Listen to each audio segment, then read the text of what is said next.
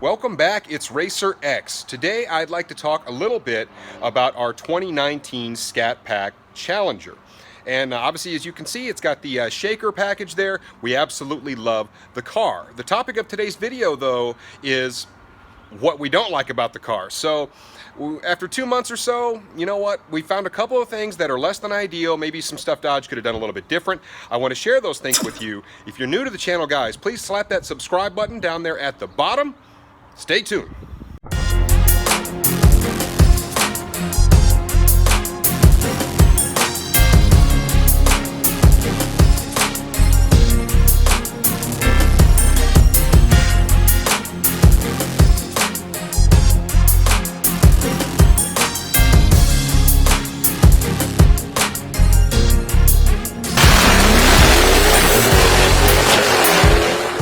So one of the things that is unique to the shaker package is that obviously, well, it's the shaker, right? So this thing sticks up through the hood. It looks awesome. When you're driving it, looks awesome. It looks awesome from outside of the car. Makes a real statement. One of the things that drives me nuts, though, is that when you wash it, it gets this really annoying soap ring around this, whoops, not that, around this, the edge of this thing right here. And anyway, it's kind of a pain in the butt to clean. I tried cleaning earlier today, guys, kind of show you, I've got one side clean and one side that's not, but it's just sort of a pain to clean that thing off. I mean, it is what it is at the end of the day, but if you don't stay on top of it, it gets really hard to clean. Just something that I've noticed. Clean, dirty.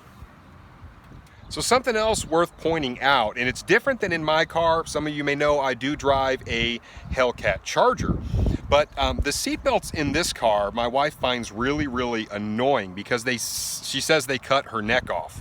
Well, obviously they didn't cut her neck off, but they dig into her neck. She doesn't like the positioning of the seatbelt. She's constantly removing it from the little holder here, which kind of pisses me off because when I get in the car, it's clear the hell back like 17 feet behind me and I'm reaching for it and I can't find it.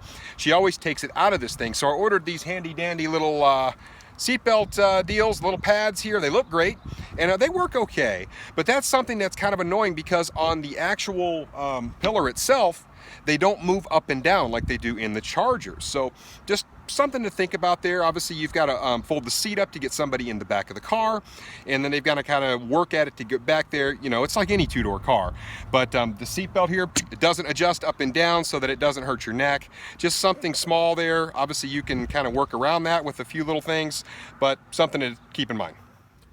Another little thing that we noticed is the kids always complain about being hot. You can see I am in the back seat of the car. You get these two little vents right here. Boom. And, you know, it's not that the back seat doesn't have room for a two-door car. I feel like it's actually pretty decent. But apparently, those two little vents don't really get the job done because the back of the car gets really hot. And I guess when it's cold outside, it tends to be a little cold back here. It just doesn't provide good airflow just because the vents are so small and you only get two of them. Something else, guys, that kind of caught my attention, and it's a small little thing, but it's the little things sometimes. In my car, this is my Charger here. They actually have a little handle. So if you just get done cleaning your car or detailing it, whatever it is, you can close the trunk pretty easy, right? Grab the handle right here, pull down, no sweat. Challenger, not so much. They've got nothing like that. It's a really simple little thing to put in there. You wouldn't think it would cost Dodge very much money to put it in, but you don't get it with the Challenger. So you got to slam it, clean it back off again, whatever it takes to get it clean. It's just a little bitty minor thing, but something I've noticed. Something else of note, and it may not actually affect anybody but me, and it may be just a fuse or something like that, but it is something that has affected me, is the fact that we can't charge our phones. Like the USBs, there are two of them here in the center, right here, and they don't work. They don't work to charge the cell phones.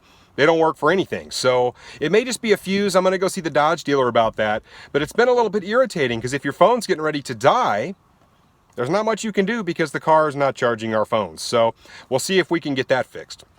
So one other quick item of note, and I realize I'm somebody who has a very robust exhaust system on their car. Yeah, I mean, my car pretty much wakes the dead, and I get letters from NASA about, you know, space shuttle launches and stuff. But here's the thing. This car's exhaust is on the exact opposite end of the spectrum, at least as far as I'm concerned. It is so quiet to me. And a car that makes this much horsepower should sound really beefy. And the stock exhaust, at least in my mind, I know it's subjective, but it should be beefy. So a couple other real quick things about the car that I feel like just sort of drive me nuts or could be better. One is this car has a feature that when you're cruising along, it can tell if you're coming up on an object too fast. My Hellcat does not have this. This car has it. It's just a difference in the way that the car is made and the plumbing and all that. But at any rate, it's kind of a neat feature until it goes off and you're not expecting it. So if you're paying perfect attention to the road and you're cruising up on something that it feels like you're coming up on too fast, it will beep and it will just scare the living garbage out of you. It just really does. It's really loud. It's really obnoxious, and it does what it's intended to do, but half the time it does it when you already are slowing down and you kind of know what you're doing. So it would be great if it, if it worked when you weren't paying any attention or whatever, but about 90% of the time you actually see the obstacle in the road in front of you, and you're ready and willing to move or stop or whatever it is, and the car just beeps and scares the living bejesus out of you. And the other drawback, guys, is obviously weight. And of the pony cars, this car is the heaviest car. So after a little bit of research, it seems that this car is 4,238 pounds. I thought you were trying to lose weight. Lay off me, I'm starving. That is a lot of weight. And you know what, guys? I mean, it's no secret. Dodge cars are heavy. So there's no getting around it. They are what they are. The motors are heavy, the chassis are heavy, they're just heavy cars. And there are some really good things about having a heavy car, but when you're trying to race the car, obviously you don't want it to be heavy. Now, Dodge kind of fights back with more horsepower and more torque. That's what makes this car so much fun to drive. But boy, can you imagine how fast this car would be if it weighed 500 pounds less, if it weighed the same as a Mustang? With all of that torque, it would just be a monster. And yes, I realize it's not as heavy as a Hellcat, but guys, that over 4,200 pounds is still a heck of a lot of weight to try and push around for a naturally aspirated motor. And I just kind of wish Dodge could find a way to pull some weight out of the car. Very well-known thing with these cars, but definitely something worth pointing out. Well, guys, here it is. Here's the big one, right? The wheels. And this is a pretty well-known thing. I mean, a lot of Scat Pack owners obviously already know about this. Truth is, probably about 90% of Scat Pack owners change these things out as soon as they get their car, because they do realize this is only a 245 width tire on a car that makes almost 500 horsepower and is very, very torquey, especially the way I like to drive it in track mode.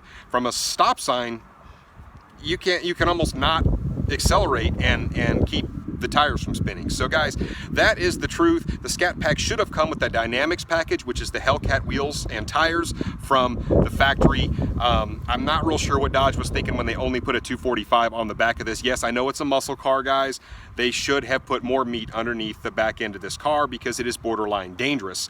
And so guys, that's why you see so many Scat Pack owners moving immediately to a wider tire, just because these tires are not only, they're not very wide, but they're just hard, and they're great if you want to put a lot of miles on the car, but the car just makes too much power for those wheels, guys. It's a pretty well-known thing, but it is definitely the most prevalent thing with the car. And if there was one thing I could change of any of those things we talked about, obviously it is the tires and wheels. But luckily, guys, that is something that's easily remedied. Go out and buy yourself a set of Hellcat wheels and tires, or just whatever. There are lots of wheel and tire companies out there, so it's a problem that's easily solved.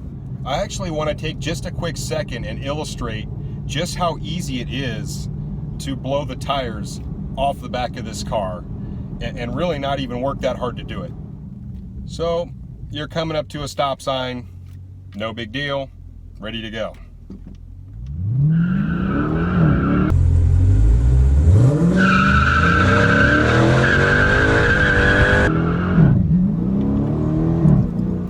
That easy. So at the end of the day, guys, the 2019 Dodge Challenger Scatpack Shaker is a fantastic car. We really enjoy owning it. It is a blast to drive. You can daily drive this thing. It's comfortable. I mean, it checks off all the boxes in my mind. So as I mentioned in the beginning of the video, I had to search pretty hard for some things kind of wrong with it, or maybe some things that Dodge could have done differently. But I do want to just reiterate that the car is fantastic. We've really enjoyed it. There's a reason we chose this car, and we've been very, very happy with it after 2 months. It continues to just do its thing and be a fantastic car. So anyway, that's it for this one. I hope you enjoyed it. Till the next time, RacerX.